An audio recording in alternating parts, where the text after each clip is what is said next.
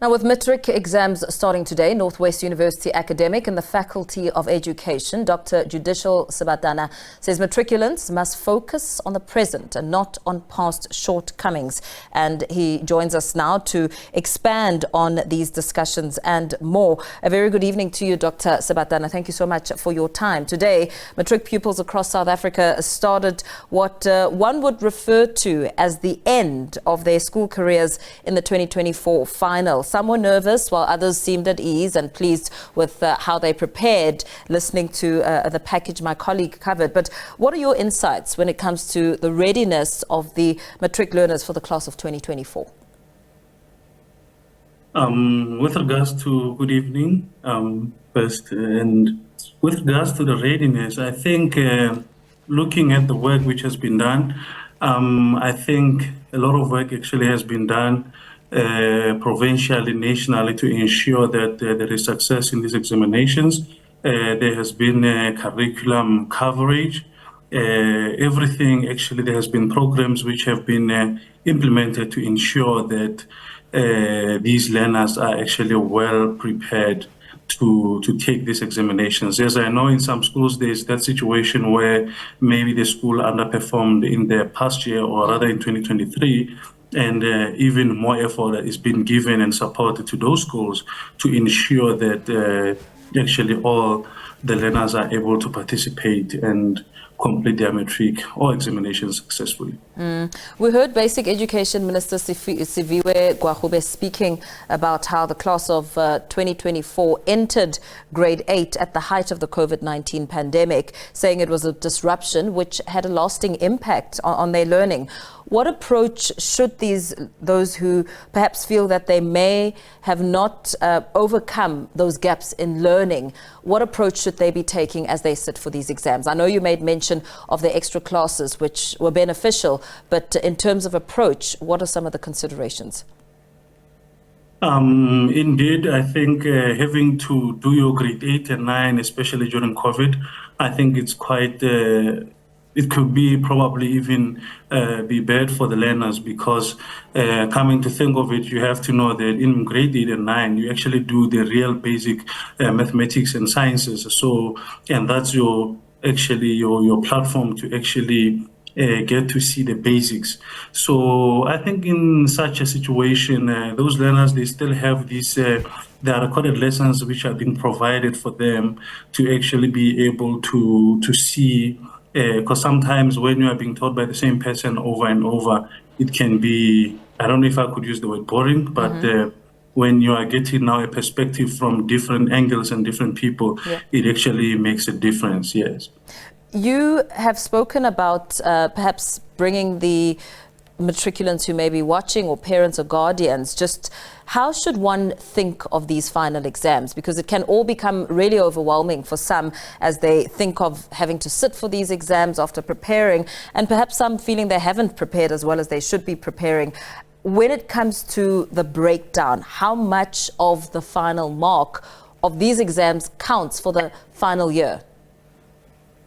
Yes, I think a lot of effort must actually be put in these examinations, because when you look at how the marks are being calculated, this examination alone, when one writes, let's say, mathematics paper, let's say it's paper 1 and paper 2, the examination of those two papers is actually going to be accounting for like approximately 75%. So which means the whole year from January until now, these learners were simply working for 25%.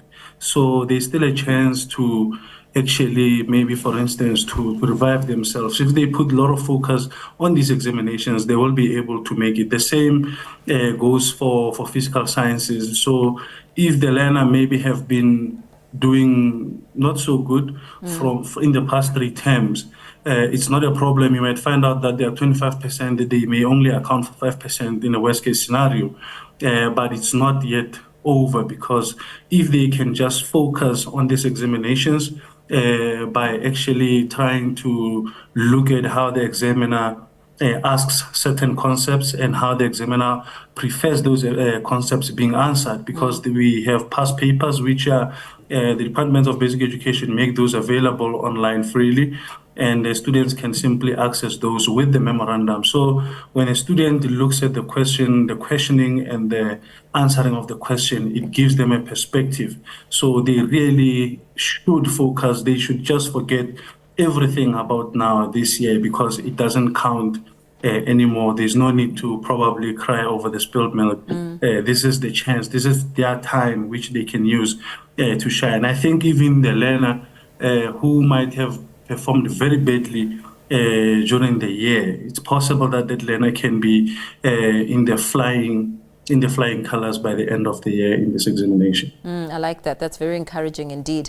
You speak about utilizing the past papers as preparation. I suppose that would also count in important for some of the challenging subjects like accounting, mathematics, economics. What sort of approach should one consider when studying and preparing?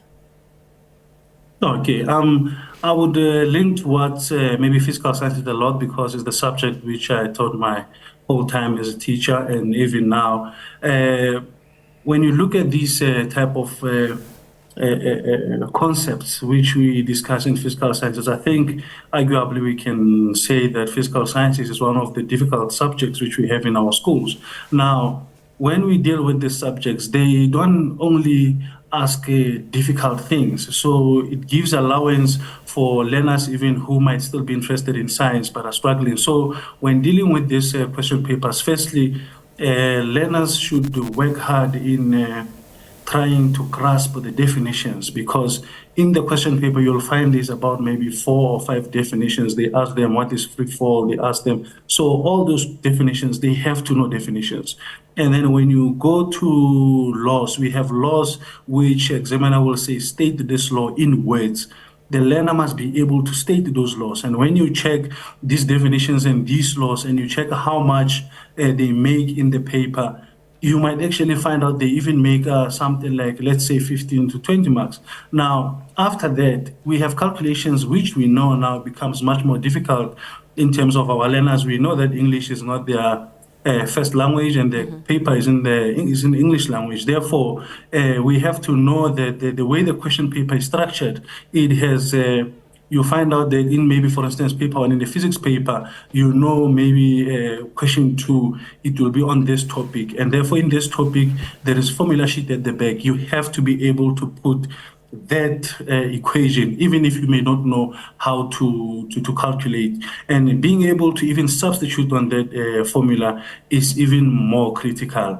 Because also, when we look at it, sometimes calculations take them time, and you find out they don't even know how to press a calculator, maybe because they are panicking, and therefore the calculator gives them maybe error or undefined. So, and the last thing is these question papers, most of them, they will have a question 1 or section A, which will have multiple choice. And when you do not know the answer that should be there in a multiple choice, you cannot leave that answer unanswered. So they always laugh when I tell them that if you don't know the answer, rather you can close your eyes and start to see where your finger stops. And if it stops on C, then the answer is C. Because if you leave a multiple choice unanswered, when answers are there, at least you must put the letter down. So we can't leave any question unanswered because we say we don't know. Yeah, absolutely. Brilliant advice there. Of course, you spoke about panicking. One may feel overwhelmed, and maybe looking at the time they have for preparation, and when the exam takes place, one may be overwhelmed. What is the best way to manage time, ensuring that, of course, one has time to rest and also study hard, but study correctly? I think during this time, unfortunately, I know that resting is very important. But this is only a phase which these learners are in right now to deal with the examinations. If there's anything, if one was writing a 2 o'clock paper, the idea would be when one comes back from writing, they can either prepare for their next exam by looking at the concepts, or rather the material which they're supposed to study, and then they should eat and then rest. Starting when they wake up, then they continue. There's basically, if there was such a thing, we would say there is no time to rest. This is time now for hard working, for blood, sweat, and tears. So they should just focus in this whole exam throughout. And one critical aspect also would be when one is also studying and then they think they do not have time, the little they can do is, if they could have at least one question past paper, and they can study that paper, and then they see how all the questions were answered and were questioned and how they were answered.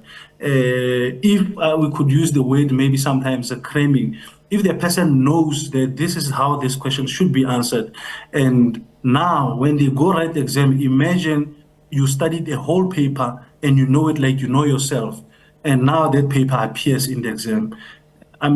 You will get a total in that paper. So the little you can do if you say you did not study is when you know that this question paper, I know it from A to Z.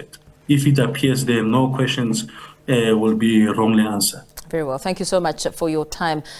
Some really good advice there for the matric class of 2024 with Dr. Judicial Sebatana from the Northwest University academic in the Faculty of Education.